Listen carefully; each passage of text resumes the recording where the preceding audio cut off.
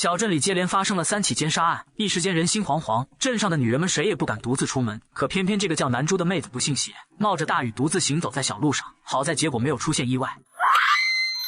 与之前的作案手法略有不同，这次死者的头上没有被套上内裤，而且所穿的衣服也不是红色。通过观察现场情况，老徐推测，凶手极有可能是在远处工厂附近抓的南珠，然后将他拖到树林里实施的犯罪。可由于昨晚的雨下得太大，地上的脚印早已被雨水冲毁，所以警方在现场没有任何收获。就在众人一筹莫展之时，细心的小美汇报了一条重要线索。她发现每次有人被杀，电台里总有人会点一首叫《月亮之上》的冷门歌曲，而每次点歌的时间恰巧都是在下雨天。这条线索让老徐看到了希望，他匆忙赶到电台想要拿到点歌记录，可工作人员却告诉他，所有点歌的明信片每天一早就会被送到垃圾站。望着眼前堆积如山的垃圾，老徐知道这条线索又断了。而另一边不靠谱的炳哥也没有闲着，他找到当地一个神婆帮忙破案，带着阿远连夜前往案发的树林，企图借助神婆的符纸找出真凶。不料就在他们施法之时，竟然看到老徐独自一人来到了树林里。然而还没等他们搞清楚状况，这时一个男人又鬼鬼祟祟地朝这边走了过来。老徐见状也赶忙找了个位置躲避观察，可接下来的一幕让3个人差点惊掉下巴。只见男人从裤裆里掏出一条女士内衣，然后居然对着内衣就地自嗨起来。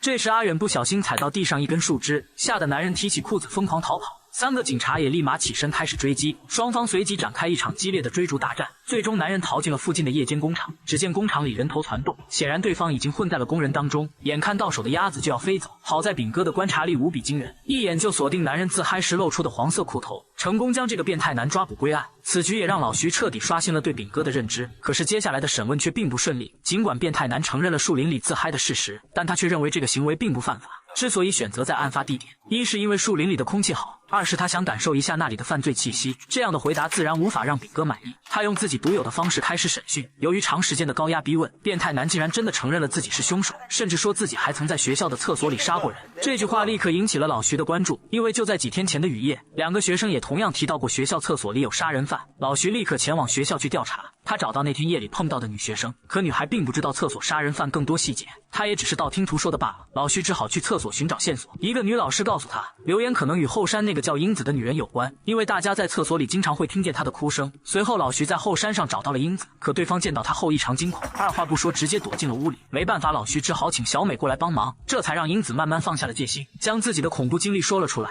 原来她是在凶手手上唯一活下来的幸存者，由于当时太过害怕，她根本没敢去看凶手的脸。不过英子却清楚地记得，凶手的手十分柔软，就如同女人的手一样。得知这条最新线索，老徐立马赶回警局，通过查看变态男的双手，老徐断定他绝对不是凶手。可辛苦了好几天的炳哥却不这么认为，为此2人在警局里大打出手。就在这时，电台里突然再次响起那首《月亮之上》的歌曲。老徐拉开窗户一看，外面刚好下起了雨，众人瞬间意识到今晚凶手一定会再次作案。组长立刻向军方申请支援，可却被上级告知，军方此时正在镇压民众的示威行动，根本无暇来管这种杀人的小事。第2天清晨，果然有人在河边发现了一具女尸，看着床上冰冷的尸体，所有人都感到无力和绝望。而就在这时，法医又有了一个新的发现，死者的下体中似乎被塞满了什么东西。이거 복숭아 조각인데?